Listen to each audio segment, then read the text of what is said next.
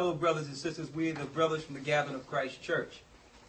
It took us some time to finally put up this particular topic, but we wanted to make sure that it was well studied, well versed, and we'll take our time with this one. We need you to follow us. If you have a King James Version Bible, you'll need that. If you have a Josephus, you'll need that. You might have seen on a few of our videos us showing that the Negroes in America are in fact the true Jews.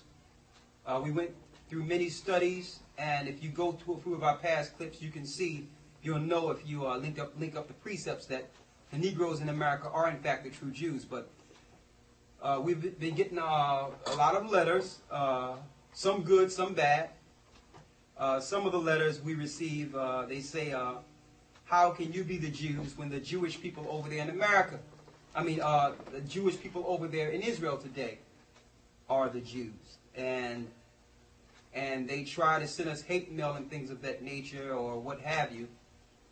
And, we brush it off because, truth is truth and truth cannot be denied. So we're saying that to say that in order for us to prove this fact even further, we have to show you who we are not. Let's go into who we are not. Okay? We're going to use the Zondervan Bible Dictionary.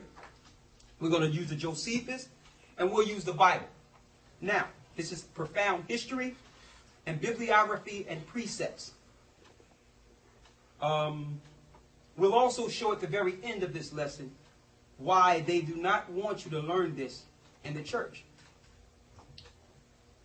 They'll tell you that it doesn't matter who you are, but yet part of the Christian doctrine is that the black people over here in America are suffering a curse of Cain or Canaan, which was written of in the Bible, the grandson of Noah.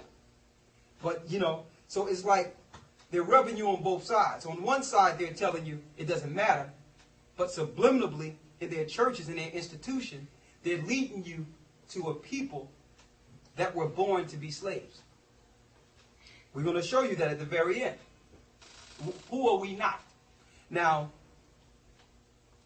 that's just the other religions and the people, but let's focus on our people for a second. Because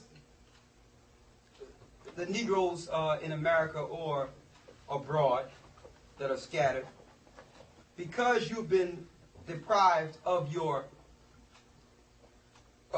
identity, and you've been deprived of your heritage, you tend to pick up anything that shows any understanding that remotely will give you some identities, that some sense of purpose. So we have many people, especially here in America, who are looking into this Afrocentric religion now, or trying to get some type of belonging by saying, I'm from Africa. All right? You have some of our people going into the fact that, or they're saying that, I'm not going to say it's fact, they're saying that they're Egyptians. And ask you, have you seen the ISIS papers or the Egyptian Book of the Dead? But yet, they can't show us any proof how they are Egyptians. Right? They can relate to the slave ships and their parents coming over here in cargo slavery, but they can't go from Africa and show how their people ran from Egypt into Western Africa and to show what tribes they're from. But they'll hold on to Egyptology. Kemet. You have some people think that they are Ethiopians or what have you, but with no proof. Why do they think they're Africans? And why, when you say you're Africans, no one tried to argue with you? Why the whole earth will accept the fact that you will claim that you're an African with no pushback? Why? Because if you say you're that, you're nowhere close to the truth. You're going to find out today that you're actually, by saying you're African, you are totally away from your heritage, your understanding, and you're not a threat to this society, or, because you're right where they want you. They want you to think you're something outside of the chosen people of God. We're going to prove that. But first, we have some people thinking they're Egyptians and saying that the Egyptians have the greatest history on earth. We're going to show you why Egypt became so great. All right? Today you even have the West Indian style of Israel teaching. The Haile Selassie teaching. Telling you that the Ethiopians are the Jews. Right? We're going to see if that's a fact.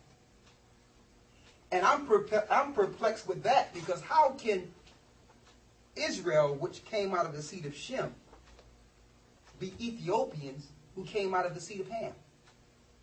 Two separate families. But someplace in history, Ethiopians thought that, for some reason, that they're Israel. All right? And because black people, I'm going to say black people, or so-called black people, have been deprived of national origin or understanding of themselves, they have picked up all these different philosophies and understandings. So you can have one family. Now all the blood, the same blood is going through all these people's veins in this house. You have the mother, father. They can have a few children. You can have the father who's following Egyptology. Same blood now. You can have the mother who's saying, I'm following Haile Selassie. You can have a child over here dealing with some African voodoo mess.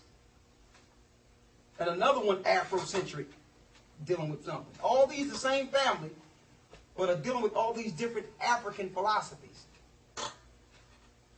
Because, quote unquote, I want to get away from, as they say, the teaching of the white man.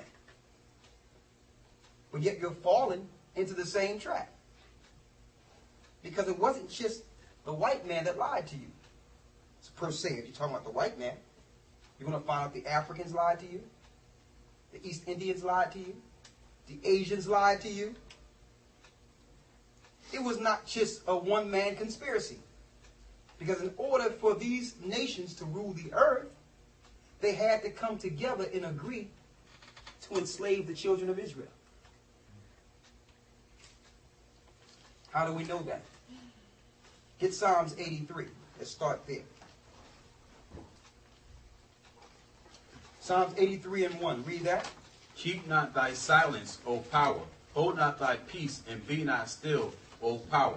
For lo, thine enemies make a tumult. The Lord says thine enemies make a tumult. That means all the enemies of the Most High. And how do you become an enemy of God?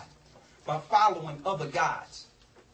So all these nations that are following other gods have made a tumult, which means they have an uprising. They have come together and did what? They have taken crafty counsel against thy people. They have taken crafty counsel against God's people. So they're up in these, we're at Psalms 83. They're up in these high buildings, they're UN buildings. And they're taking crafty counsel against God's people. Read. And consulted against thy hidden ones. And they are consulting against the hidden ones. Now the hidden ones are the people that have no idea who